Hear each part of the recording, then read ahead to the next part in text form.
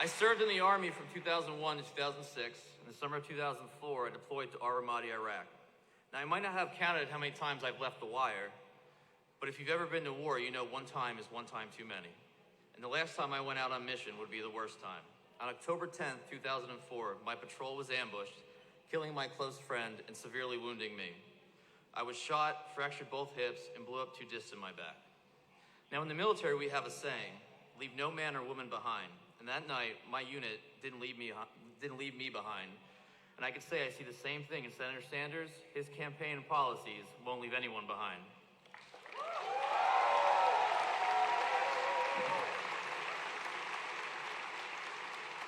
It's been 16 years since that night, and I'm still recovering both physically and mentally. And there isn't a day that goes by where I don't remember. But if it wasn't for military and VA benefits and health care, I wouldn't be alive today. It covered me through 3 back surgeries and countless hours in hospitals. Socialized medicine literally saved my life. One of the reasons I feel so strongly about this movement is that it's not so much about fighting for those you know, it's about fighting for those you don't know. It's about fighting for basic human rights, and healthcare is a human right, and we deserve Medicare for all.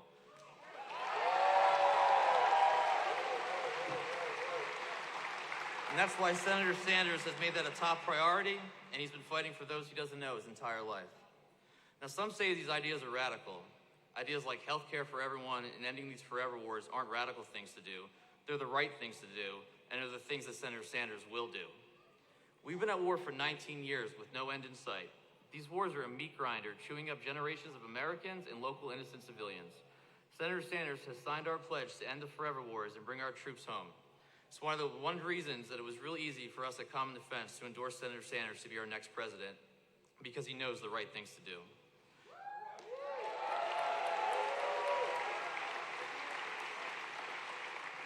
Now, a lot of times when you see veterans on TV or behind a microphone, you see people who look and sound like the establishment. We call them the fancy vets.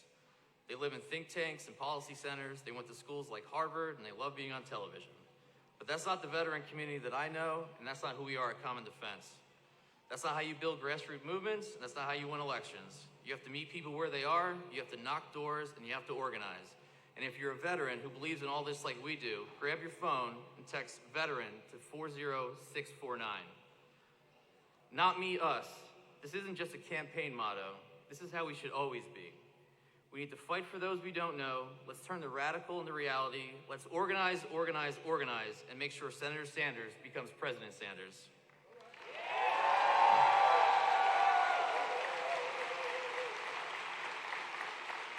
Now, everyone, please welcome the next speaker, my friend Mohammed.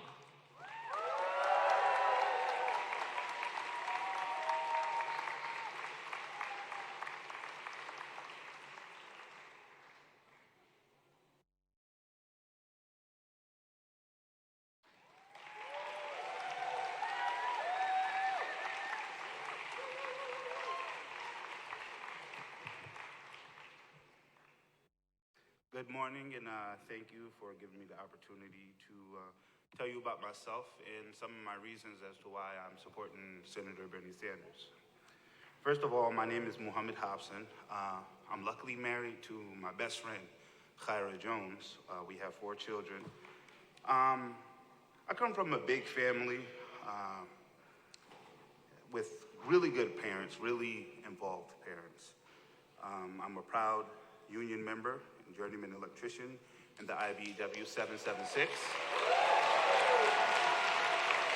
That's located right here in lovely North Charleston, South Carolina. As a matter of fact, right across the street.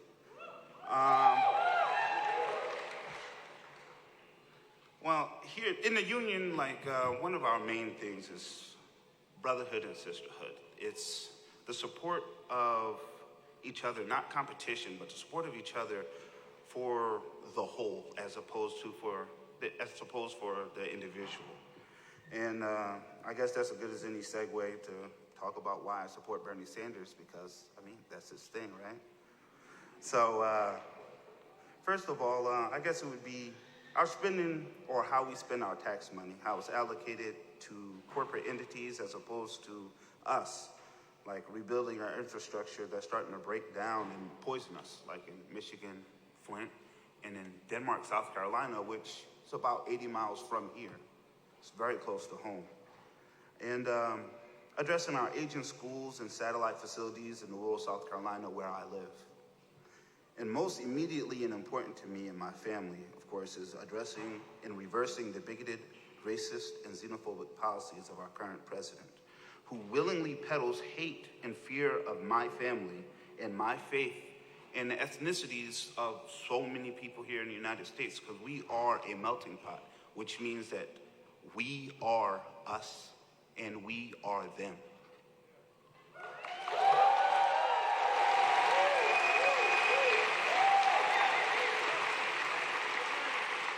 So, with my mom being born in New York City and my dad being born in Lake City, South Carolina, you couldn't imagine anybody raising less than an all-American family.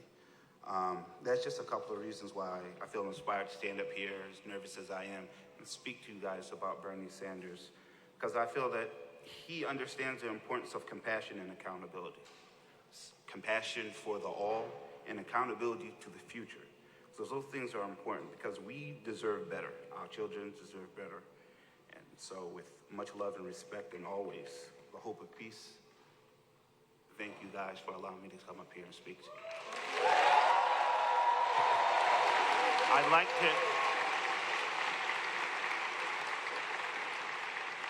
I'd like to introduce to you Emilio Vicente, Communications Manager at Familia, the Trans Queer Liberation Movement. Thank you.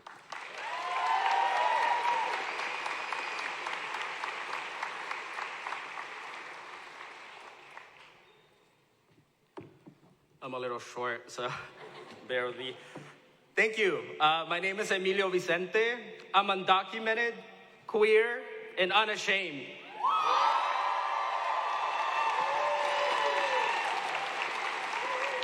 I was born in Guatemala to an indigenous family, and I came to the U.S. at the age of 6 with my family because we were seeking a better future.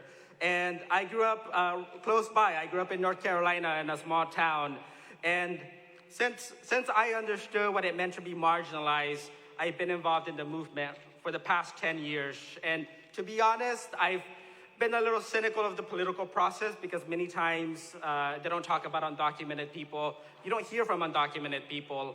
And what shifted me to be here today is I strongly believe that Bernie Sanders is the candidate who most encompasses a just world where all of us are included, not just some of us, but where all of our voices are included.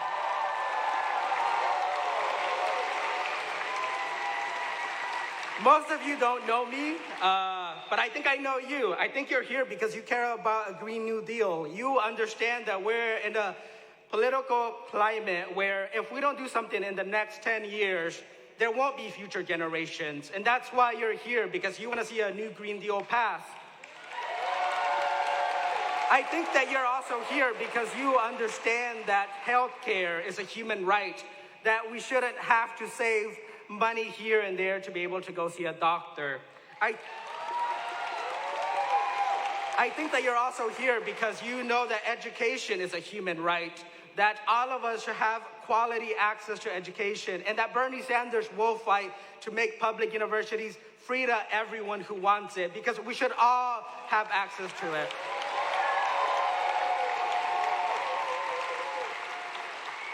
And I personally, and on my end, I strongly, as I said, I'm undocumented. And what stands out to me about Bernie Sanders is his immigration platform. He is the only candidate who has pledged to issue a moratorium on deportations on his first day in office.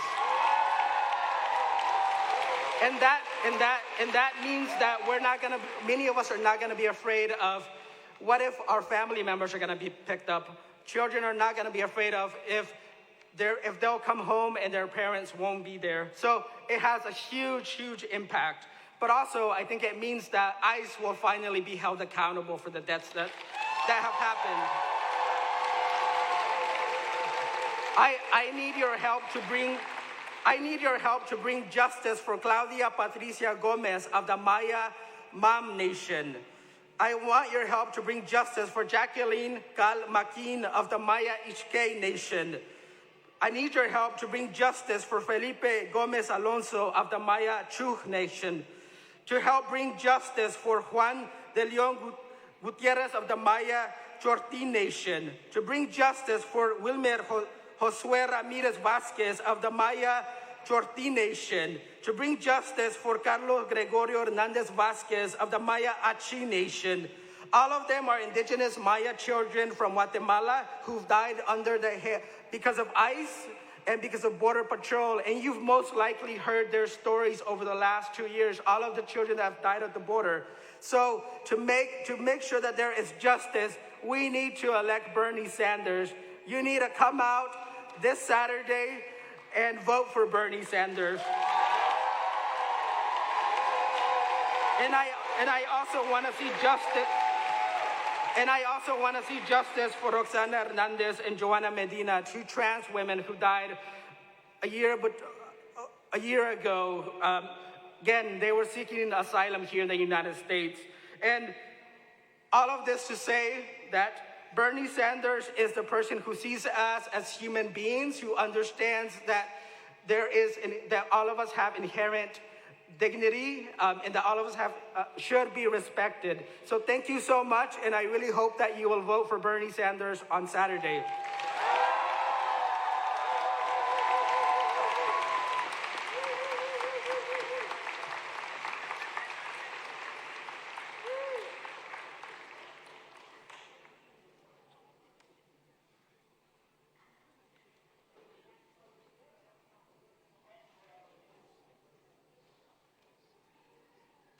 North Charleston.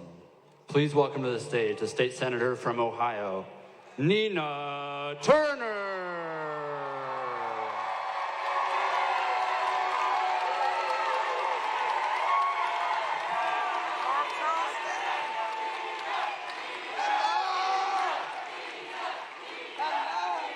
Hello.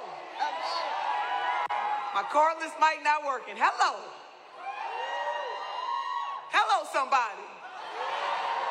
Hello. Oh, there we go. Hello, somebody. A sister got to be able to move around. I can't be contained. You know what I'm saying? Black girl magic is real. Hello, somebody. Oh, North Charleston, it's such a pleasure to be here with you this afternoon. We know what is at stake. Only all that we love. That's all. Nothing too big. Just all that we love. And it is such a pleasure to be in this great state and to continue to have the conversation about what is just, what is right, and what is good. And the fact that in our lifetime, we have a champion who does not equivocate when it comes to the needs of the workaday people of this nation. Hello, somebody. So, I'm gonna take a few notes out of the Southern Ladies Bank and Trust. If I might. South Carolina, you understand what is at stake, and as my colleagues who spoke before me laid out, they told their stories and why their stories marry with the agenda and the vision that Senator Bernie Sanders has. There's one thing to be against President Donald J. Trump. We know that he is, in fact, the worst president in modern history. We get all that. We understand that. It is another thing, however, to have somebody who not only will defeat Donald J. Trump, but somebody who has a vision for the future. You know, they threw everything at our senator last night, the house, the kitchen sink, the boat, but he was still standing. Hello, somebody. Oh, they did that. But that's all right. Because in the words of Dr. Cornel West, when you are a long-distance runner for justice, you can take the slings and the arrows for what is right. Hello, somebody. So South Carolina, you understand what is on the line. Now, I was looking at some of your stats. 4 hospitals in this great state have closed since 2012 in the rural areas of this country, of this state. Something is wrong with that. 8 counties in this state do not have OBGYN services for women. Something is wrong with that. 1 in 3 babies in South Carolina are born to mothers who receive little to no prenatal care. Something is wrong with that. So, when you have folks equivocating about whether or not in the 21st century that we as human beings in this country, whether or not we deserve Medicare for all, something is wrong with that. And I'm glad that we have in Senator Bernie Sanders a champion who understands that Medicare for all is a moral right.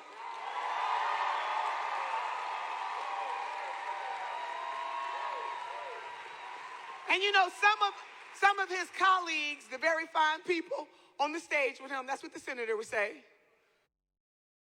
want to ask, how you going to pay for it? How you going to pay for it? How you going to pay for it? You know, it's funny that when it's time to bail out Main Street, people want to ask, how you going to pay for it? But when it's time to bail out Wall Street, they don't say a mumbling word. Hello, somebody.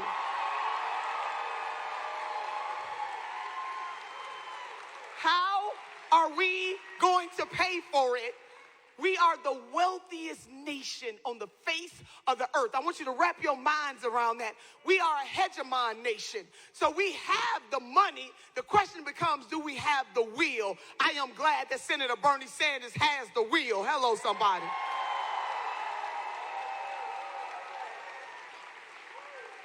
So in the words of the great Barbara Jordan, Congresswoman Barbara Jordan, she said these words, what the people want is very simple. They want an America as good as it's promised. Hello, somebody. That's not too much to ask. So Senator Bernie Sanders, this campaign, our campaign, because you really are the wind beneath the senator's wings. You are in front of him, behind him, and beside him. It is because of people like you in this room all over this country that we will make Senator Bernie Sanders the 46th president of the United States of America. There's about a vision for the future. So when you hear Democrats on the stage equivocating about the needs of the people of this nation, something is wrong with that. South Carolina, this is Ash Wednesday. And many of you know that my mama was a preacher and I went to church 8 days a week. Can I just pause a minute? Just in my faith, there's a scripture that says, what does the Lord require of you?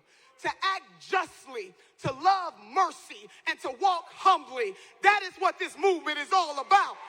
Justice. We are going to act justly. Justice demands that there are 500,000 people sleeping on the streets at night, that we have a leader of the free world that recognizes that and plans to do something about it. Justice demands that if there are millions of people in this country, uninsured or underinsured, that you have a president of the United States that is willing to put the full faith and works and energy of the people towards making sure that nobody goes without health care. Hello, somebody. What justice requires is that we recognize as human beings that we have been unkind to Mother Earth and that we must make the crooked path straight. And that is why we have the most comprehensive Green New Deal of any candidate. Hello, somebody. Justice demands that as we recognize and have recognized for generations that we have a legal system in this nation that sees black men somehow as more criminal than anybody else, and that we have an obligation to say, not on our watch, where black men and black women, brown men and brown women, indigenous people, poor people will be treated better in this country. Hello, somebody. What justice demands is that we stand up against the inhumane immigration system that but by the grace of God, there could be any of us. What justice demands is that we educate our babies so that it doesn't matter who their parents are or are not, that they can live out their greatest greatness and compete with their colleagues all across the world. What justice demands is that women are finally paid their whole damn dollar. Hello, somebody. What justice demands. So what does the Lord require of us? To act justly, to love mercy, and to walk humbly. What mercy says is that you don't blame poor people, you don't blame poverty on poor folks.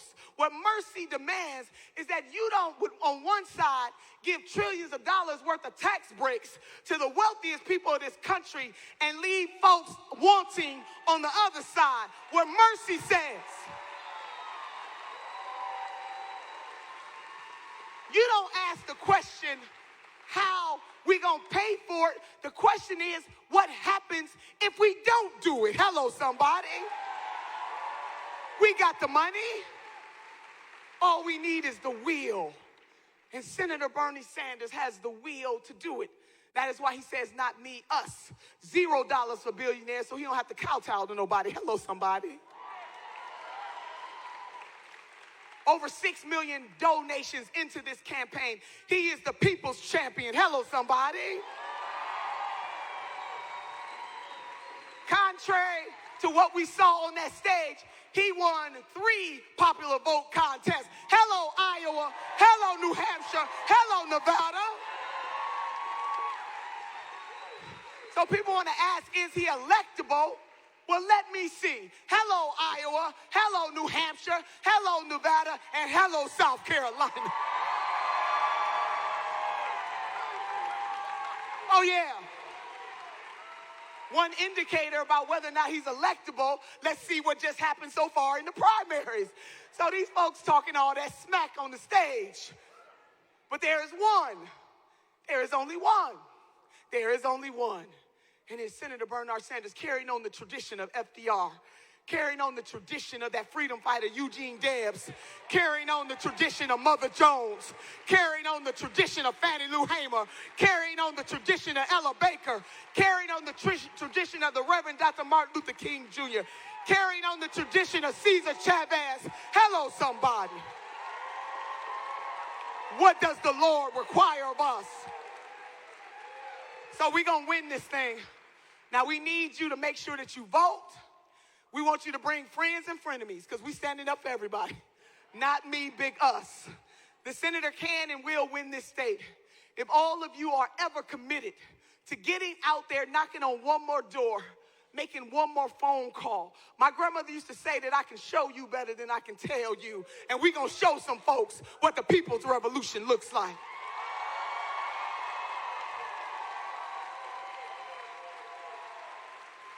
So can you do something for me, North Charleston? Can you raise one hand for yourself and another hand for somebody else? The great Dr. Maya Angelou once said, have the courage to stand up for yourself and then the courage to stand up for somebody else. With these hands, we will have Medicare for all. With these hands, we will have college for all. With these hands, we will cancel student debt. With these hands, we will have a Green New Deal. With these hands, we will have humane immigration reform. With these hands, we will legalize marijuana. With these hands, we will expunge records. With these hands, we will have transcendence. And with these hands, hello somebody, with these hands, we will elect Senator Bernard Sanders, the next president of the United States of America. With these hands, baby.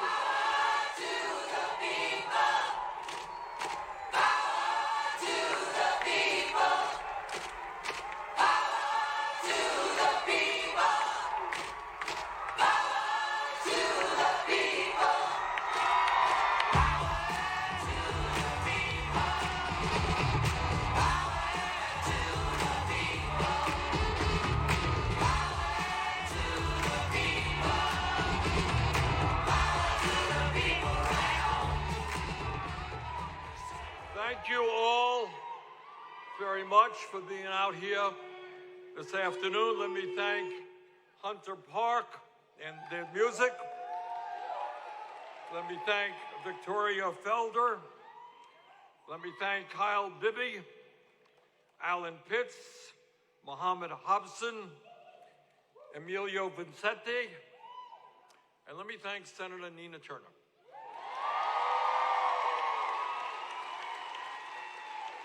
Senator Turner is not only working hard on our campaign, she's been all over this country doing the most important work that can be done, and that is bringing working people into the political process in the fight for justice. So, Senator Turner, thank you very much. Now, our campaign is about two fundamental issues. And the first is the absolute necessity to defeat the most dangerous president in the modern history of this country, Donald Trump.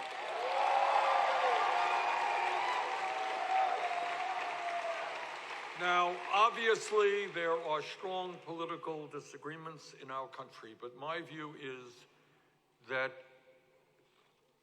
people all across the political spectrum understand we cannot continue to have a president who is a pathological liar. We cannot continue having a president who is running a corrupt administration. America cannot continue having a president who is a racist, a sexist, a homophobe, a xenophobe, and a religious bigot.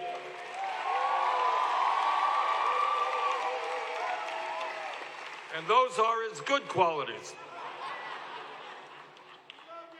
We are going to defeat Trump because the American people understand that we believe in democracy, not autocracy. That it might be a good idea to have a president who has actually read the Constitution of this country. And we're going to defeat Donald Trump because he is a fraud. He came to South Carolina, went all over the country in 2016, and he said, "Trust me, I'm a friend of working people, and I am going to guarantee health care to everybody." Remember that? Well, not quite. What he ended up doing is trying to throw 32 million people off the health care they have and doing away with the protections for pre-existing conditions. Trump said, "Trust me, because we're going to have a tax plan that doesn't benefit the wealthy," and yet his plan ended up giving 83% of the benefits over a 10-year period to the top 1%. Donald Trump said, "Trust me, I am not going to cut Medicare, Medicaid, and Social Security." Take a look at his budget. Massive cuts to Medicare, Medicaid, and Social Security. Trump is a fraud. Trump lied.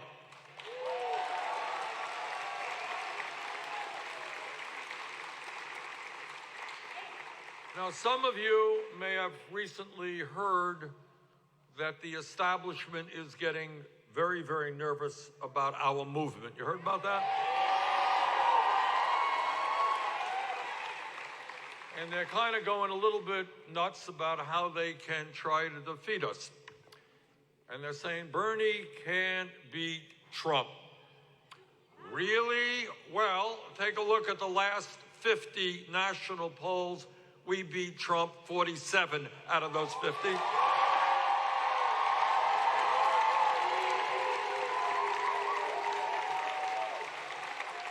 Take a look at recent polls in battleground states like Michigan, Wisconsin, Pennsylvania. We beat Trump.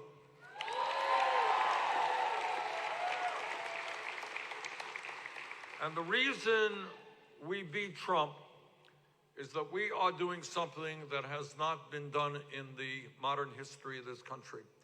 While Donald Trump is trying to divide us all up based on the color of our skin, or the country we were born in, or our religion, or our sexual orientation, what we are trying to do is exactly the opposite.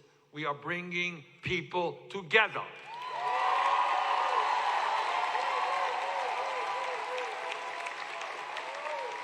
We are bringing our people together, black and white and Latino, Native American, Asian American, around an agenda that works for all of us, not just the 1%.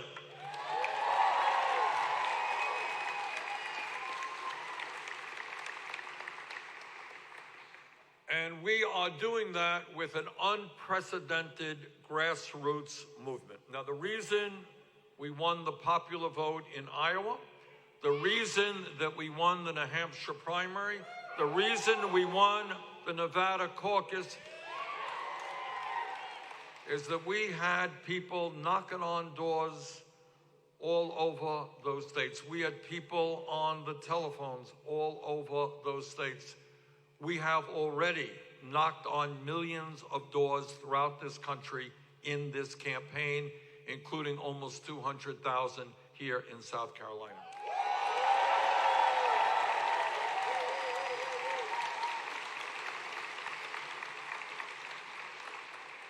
Now, let me be honest and tell you what I think requires of us to defeat Trump. We are going to need the largest voter turnout in the history of the United States. That's what we're going to need. And that means all of us, you and me, we're going to have to talk to our neighbors and our friends, often working people who are struggling today, who have given up on the political process. They're working 2 or 3 jobs, they're making $12 an hour, can't afford childcare, maybe they're worried about retirement, and they've given up on the political process. Our job is to talk to those people and make them understand that if they do not get involved in the political process, if they don't vote, if they don't stand up and fight for justice, nothing is going to change.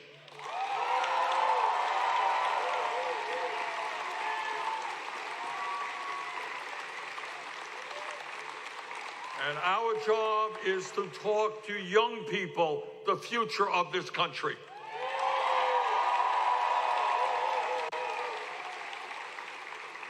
And to tell them that if they want to reverse a situation in which everything being equal, unless we change it, they're going to have a lower standard of living than their parents. Where they are going to leave school deeply in debt, where they're not going to be able to afford to buy a home. We're going to have to bring young people into the political process in a way that we have never seen in the history of this country. And that is what our campaign is doing. Now, to defeat Trump, you cannot run a conventional campaign. Same old is not going to do it. And I say to my good friend Joe Biden, Joe, you can't do it when you have voted for terrible trade policies like NAFTA and PNTR with China, which have cost us millions of jobs. Joe, you're not going to bring working people into the political process when you voted for a terrible bankruptcy bill.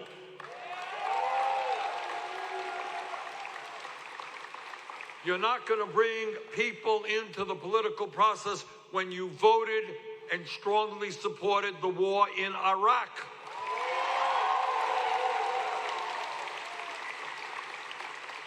And you're not going to bring people into the political process when you have stood on the floor of the Senate time and again talking about the need to cut Social Security, Medicare, and veterans programs.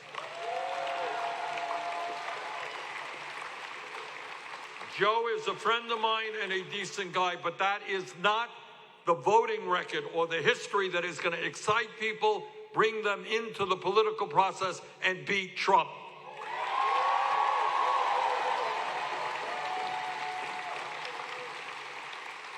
And I'll tell you what will defeat Trump. What will defeat Trump is a campaign that says we're going to raise the minimum wage to a living wage, $15 an hour.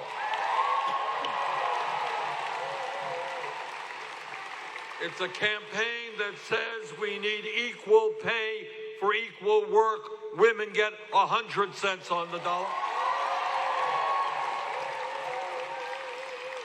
Now, I know that the political establishment here in South Carolina doesn't like unions. I like unions.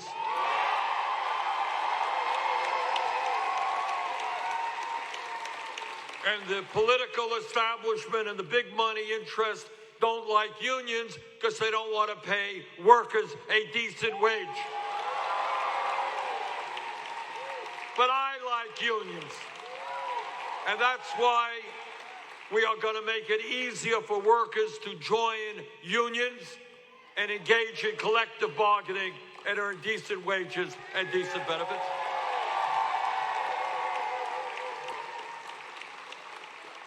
This is America, the wealthiest country in the history of the world, yet we have an infrastructure, roads and bridges, water systems, wastewater plants, affordable housing, which is completely in an unacceptable position. Our infrastructure should not be crumbling. We're going to put millions of people back to work at good union wages, rebuilding our infrastructure. This is America. We should not have 500,000 people tonight, including 30,000 veterans, sleeping out on the streets. You know what? If we can give tax breaks to billionaires, we can build 10 million units of affordable and low-income housing in this country.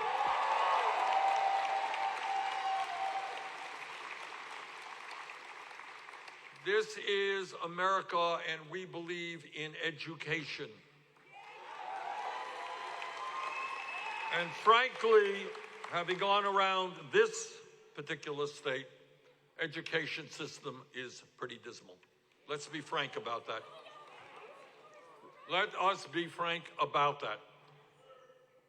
In America, we understand that 0 through 4 are the most important years of human development. Is that right? Okay.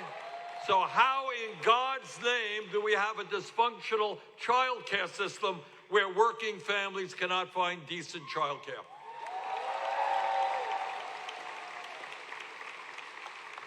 Together, we will create high-quality, affordable, universal child care for every family in America.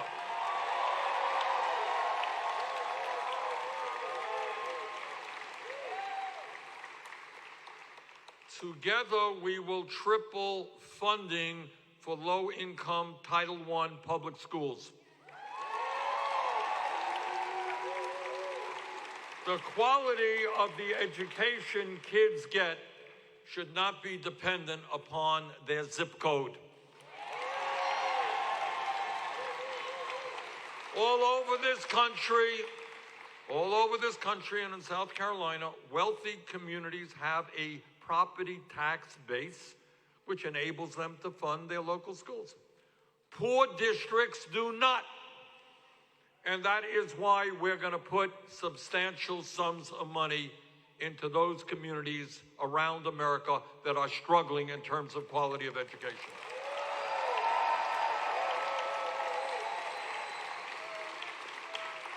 And I have been around South Carolina, and I have talked to teachers here who have worked, done a great job for 10, 20 years, and they're leaving the profession. You know why they're leaving the profession? Because they're sick and tired of having to work 2 or 3 jobs to make a living. They're sick and tired of taking money out of their own pockets to buy school supplies.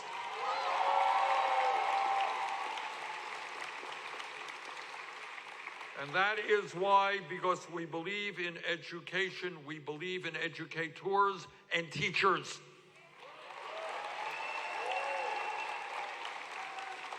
And in a nation where 3 people own more wealth than the bottom half of America, we can pay all teachers in America at least $60,000 a year salary.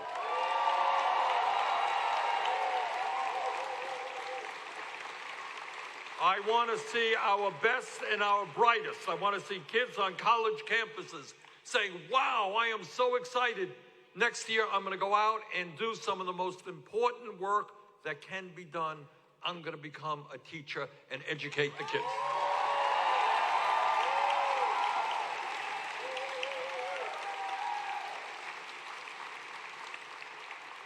And when we talk about education, we understand the absurdity of hundreds and hundreds of thousands of bright young people who are unable to afford to go to college.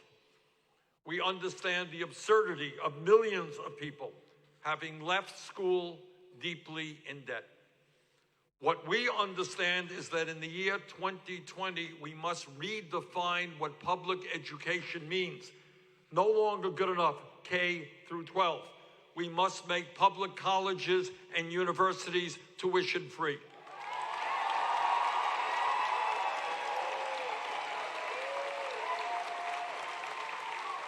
You know what that means? That means that kids now in Charleston who are in the 5th grade will know that if they study hard and they do their schoolwork seriously, regardless of the income of their families, they will be able to get a higher education, college or trade school, and be able to make it into the middle class.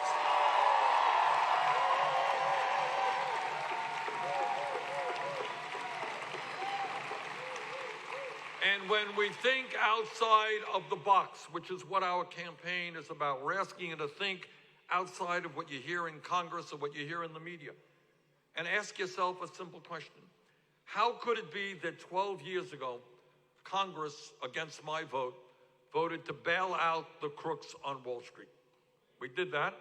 2 years ago, Trump and his friends, against my vote, gave $1 trillion in tax breaks to the top 1%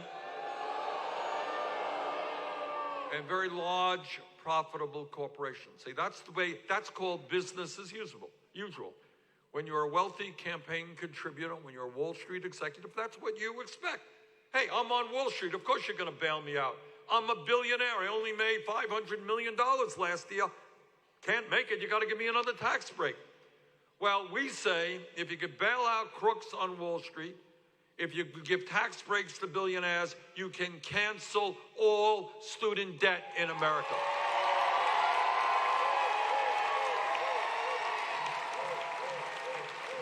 Maybe, just maybe, we may want to have a government that works for working people, not just billionaires.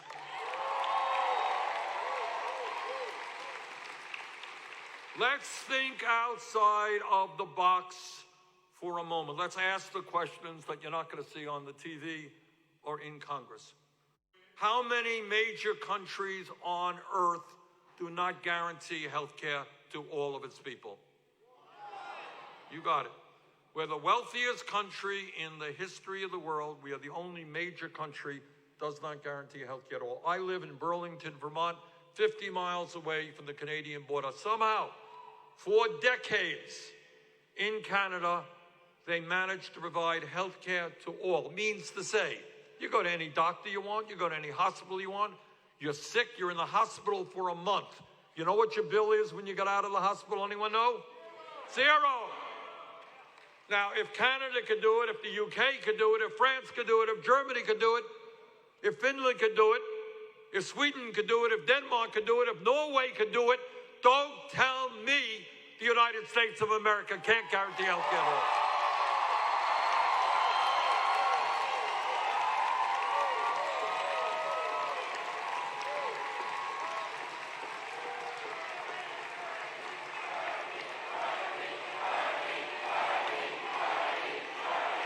So let me be very clear and share with you something that I have believed my entire adult life. Healthcare is a human right, not a privilege. The function of a rational and humane healthcare system is to guarantee healthcare to all in a cost-effective way, not, as this system does, provide $100 billion in profits last year for the healthcare industry. The function of a rational healthcare system is to make sure that all of our people are able to buy the prescription drugs they need. Not have a system in which we pay, in some cases, 10 times more for the same exact medicine sold in Canada, Mexico, or any place else in the world. So today we tell the pharmaceutical industry, under our administration, you will no longer continue to rip off the American people. Prescription drug costs are going way, way down.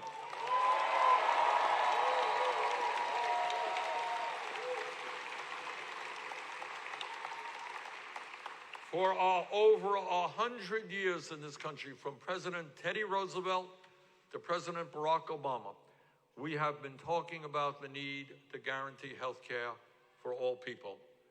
Well, the time for talk is over. The time for action is now.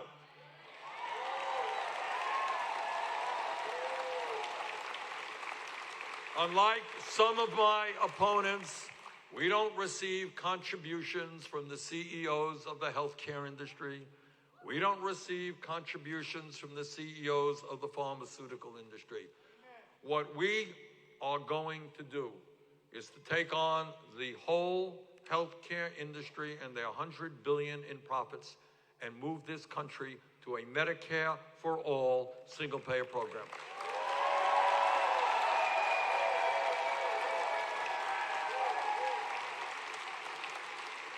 And that means, now I know, healthcare industry gets a little bit nervous. They're pouring a lot of money in ugly ads against us. But what that means is no more premiums. Premiums gone. No more co-payments. No more deductibles. No more out-of-pocket expenses. No one under Medicare for All pays more than $200 a year for prescription drugs.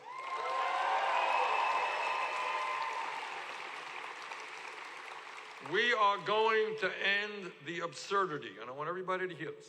People say, how are you going to pay for this? Believe me, we are paying for it now. All right? All right? We are spending twice as much per person on health care as the people of any other country. Do you know that? It's not that, look, you know, if you buy a car for a few $100 and it breaks down, you're not shocked, right? We are spending $11,000 for every man, woman, and child. That's double what most countries are spending. And yet, we have 87 million people, including people in this room, who are uninsured or underinsured. Am I right? All right?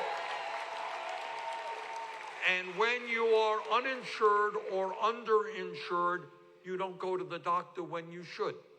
And you know what that means? At least 30,000 people died last year because they didn't get to a doctor on time. And I'll tell you something else, what this system does, and this is really unbelievable in its cruelty. 500,000 people last year went bankrupt because of medically related debt. All right? You know what that means? I want you to appreciate what that means. Somebody walks into a doctor's office, not feeling well. Doctor says, I have some bad news for you. You have cancer. And the person's mind is reeling. What kind of treatment do I get? What hospital do I go to? What doctors do I go to? What medicine do I go to? You got a lot to worry about because you are fighting for your life. Maybe it's cancer, maybe it's heart disease, maybe it's Alzheimer's, maybe it's some other terrible disease. When people are struggling with a terrible illness, they should not have to worry about the financial ruin of their families. That is cruel. That is disgusting.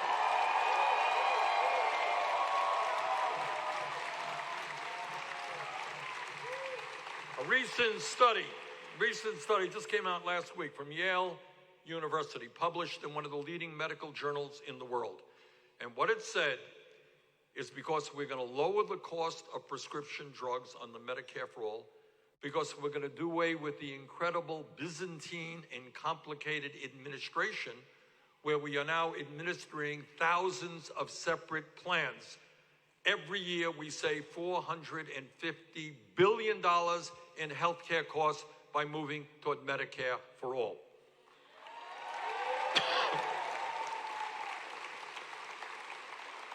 So Medicare for All will substantially lower the cost of healthcare for the average American, provide comprehensive care. We're going to expand it to include dental care. How's that? Hearing aids, eyeglasses, and home health care.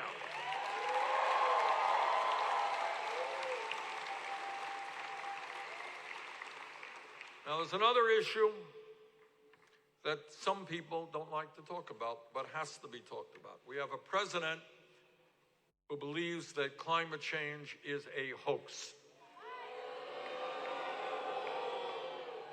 Well, I believe that Donald Trump is a hoax.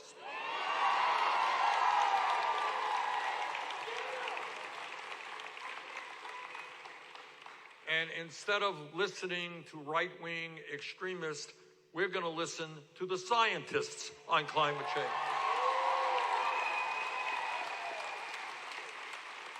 And I think all of you know what Trump does not know, is that the scientists are now telling us that they have underestimated the speed and severity in which climate change is ravaging our country and the world. What they have said is they underestimated the speed in which the polar ice caps are melting and the oceans are warming. And that means that we're going to see oceans and sea levels rising at a faster level than we had anticipated. If we do not get our act together, what that means is that major cities in the United States of America in the coming decades, cities like Miami, cities like Charleston, South Carolina, cities like New Orleans, cities like New York City, by the end of this century, will be partially underwater or even completely underwater. That is what we are looking at. We're looking at more and more drought in America impacting the ability of our farmers to grow the food that we need and laying the groundwork for terrible forest fires and wildfires. You want to know what the future looks like if we don't get our act together? Turn on the TV and look at Australia burning right before your eyes. Look at California, unprecedented levels of wildfires.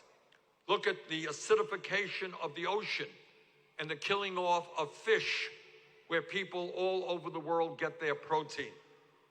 Look at what the United Nations is saying, which is there may well be hundreds of millions of climate refugees around the world, people who cannot stay in their communities because there's no clean water, no land to grow their crops. And when millions of people migrate, you got international tension and the threat of war. We have a moral responsibility to leave this planet for our kids and future generations in a way that is healthy and is habitable.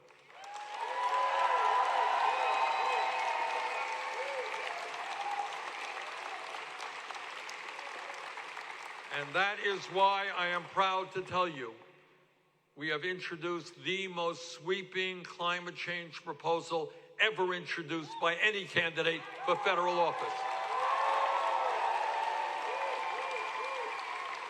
It is based on the principles of the Green New Deal. It will create up to 20 million good-paying jobs as we move away from fossil fuel to energy efficiency and sustainable energy.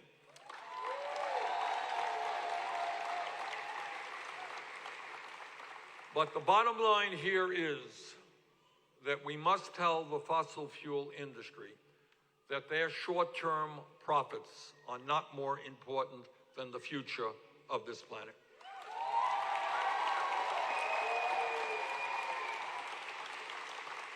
But this is not just, as all of you know, this is not just an American issue. This is a global issue. We can't do it alone. So as President of the United States, I will be reaching out to the people of China and Russia and India and Pakistan, Brazil, people all over the world, and make the case that maybe, just maybe, instead of spending $1.8 trillion a year on weapons of destruction designed to kill each other, maybe we should pool our resources, fight our common enemy, which is climate change.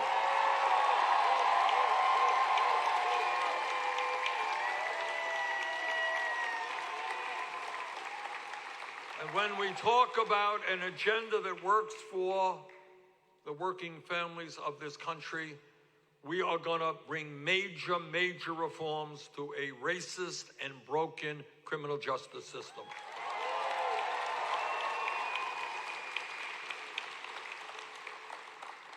We don't need to have more people in jail today than any other country on earth, including China. We need to invest in our young people, in jobs and education, not more jails and incarceration. We need to end private prisons and detention centers.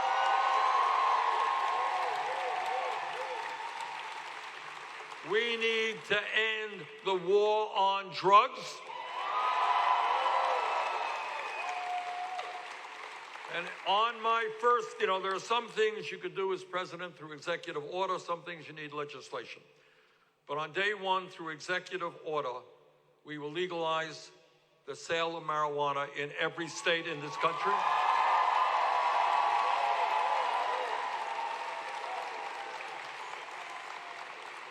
And we will aggressively move forward to expunge the records of those arrested for marijuana.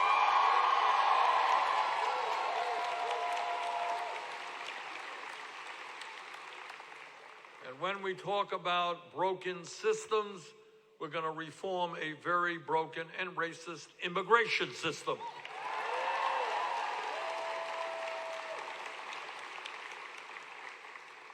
On day one, we will restore the legal status of the 1.8 million young people eligible for DACA.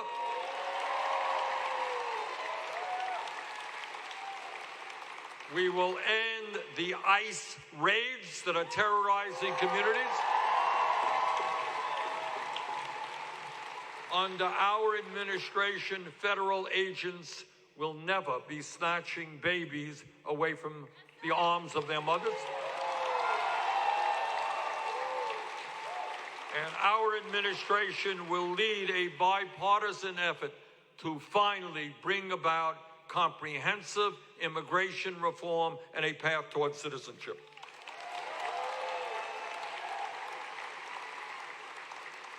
Let me say a word about an issue that has obviously impacted this community, and that is gun violence and mass gun murders. So let me be very brief and tell you this. Our gun policy will be dictated by the needs of the American people, not the NRA.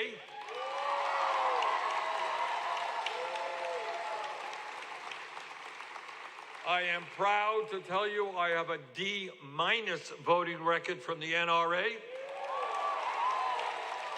And as president, probably get worse. What our gun policy is about is saying that we must have universal background checks. People with violent pasts should not be owning guns. We're going to end the gun show loophole. And we are going to do what the American people want us to do, and that is to end the sale and distribution of assault weapons in this country.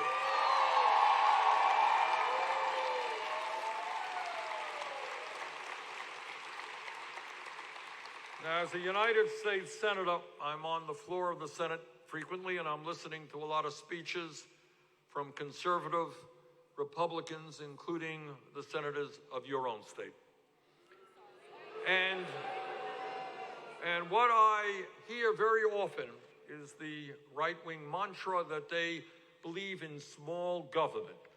They believe in getting the government off the backs of the American people. Well, I say to those hypocrites that if you believe in getting the government off the backs of the American people, understand that it is women who have a right to control their own bodies, not the government.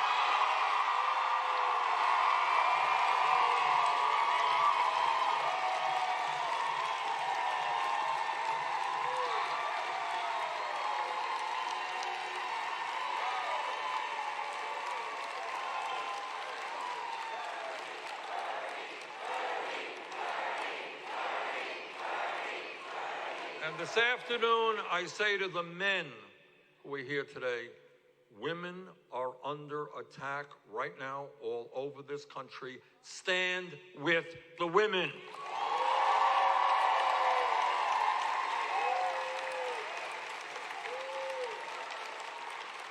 And my promise to you all is that as president, I will never nominate anybody to the Supreme Court or the federal bench who is not 100% pro Roe v. Wade.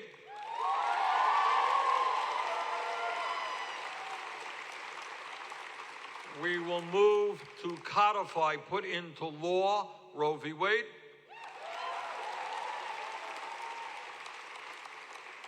Trump and his friends want to cut funding for Planned Parenthood. We're going to expand funding for Planned Parenthood.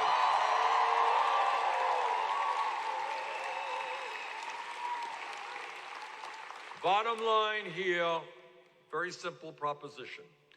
It is women who have a right to control their bodies, not the government.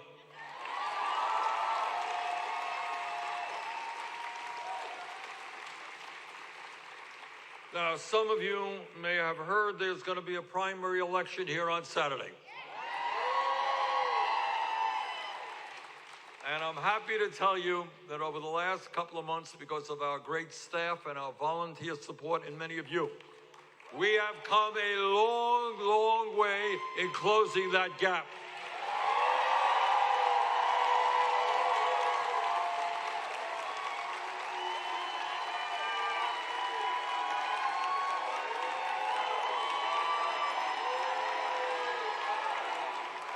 You know, I think if my memory is correct, I think we started 20 or 30 or more points behind. Now we are in single digits.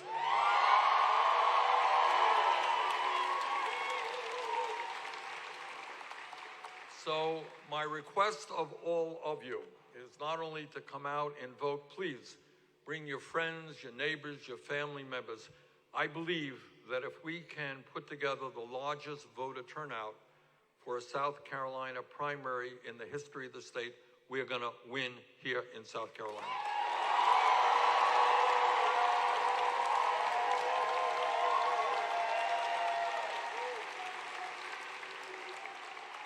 So let me conclude by telling you what the message of our campaign, which is us, not me, means. What does it mean? What it means is, unlike Donald Trump and his friends who think that the function of life is to step on people, to lie, to cheat, to steal so they can make their billions, we have a different definition of what the good life is about. And to us, what human life is about is understanding that we are stronger and more human when we care about other people.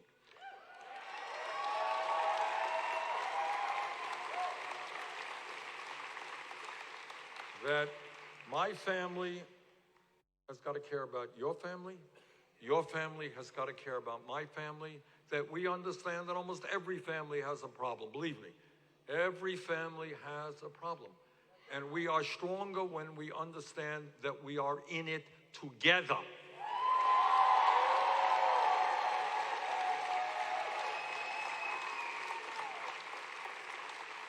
And the other point about us, not me, is we have a sense of what the power structure of America is about. Now, this is not an issue that you see on TV. TV can't deal with it, doesn't deal with it. You don't hear it in the debates. I've been in 10 debates now. Issue has never risen, and it won't rise. That's what corporate America is about. We don't talk about these issues. But at the end of the day, what I hope you all know, if you understand American history, is that real change never, ever takes place from the top on down. Never takes place from a president, oh, I'm president, I'm going to do all these good things. The only way change takes place is when millions of people stand up and fight for justice.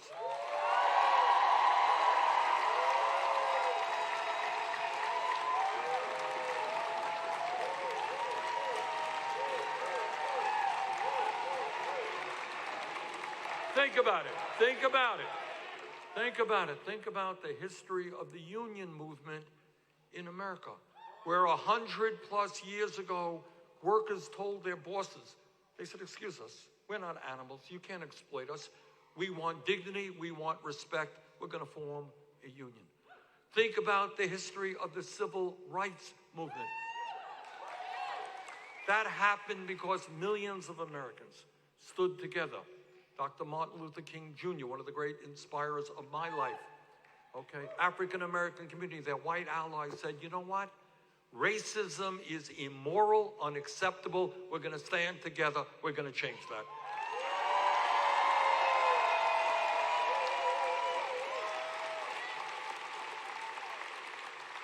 Think about the women's movement. Think about the fact that over 100 years ago, women in America not only did not have the right to vote, they couldn't get the education that their hearts desired, they couldn't do the jobs they wanted to do, because society defined them and said, your job is to stay home and have kids. But women stood up and said, you know what? You cannot define us. We will define ourselves.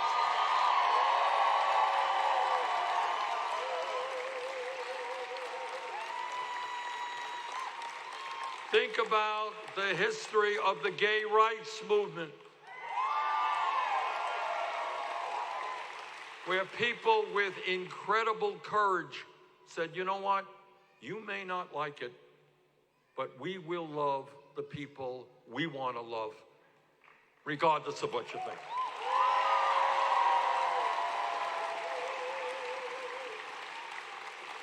And think about the environmental movement all over the world right now, led by young people like the Sunrise Movement. All over the world, young people are saying, sorry, adults, sorry, world leaders, we want to live in a planet that is healthy and habitable.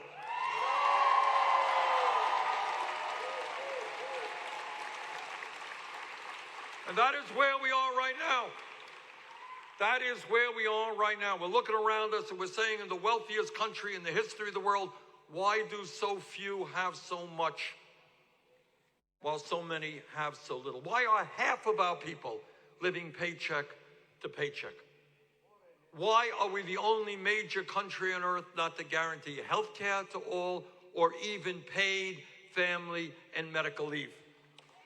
Why is it that over the last 45 years, when the wealth of the billionaires has exploded, why is it that today the average American worker over 45 years is not making a nickel more in real inflation accounted for dollars?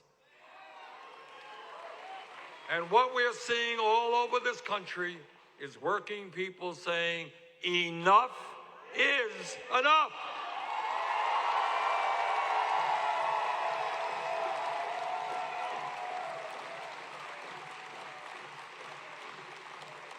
So on Saturday, let us go out to the polls, let's vote, let's bring our friends, and let's finally say that the time is long overdue for us to have an economy and a government that works for all of us, not just wealthy campaign contributors. Thank you all very much.